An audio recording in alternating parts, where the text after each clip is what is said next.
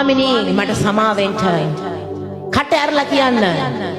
ස්වාමිනී මට සමා වෙන්න.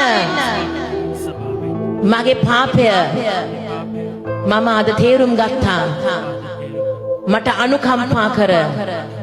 ඔබ වහන්සේ මං උදෙසා පූජා කර ජීවිතය සිහිපත් කරගෙන අද දවසේදී මම පස්තැවිලි වෙනවා.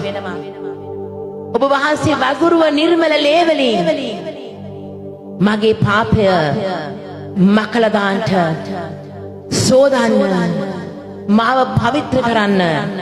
මට තව දුරටත් මේ දුක් විඳින්න බෑ. අද මට සුවය ඕනේ. අද මට නිදහස් වෙන්නට ඕනේ. අද මට සැනසීම ඕනේ. ප්‍රේමණීය යේසුනේ මට උපකාර කරන්න.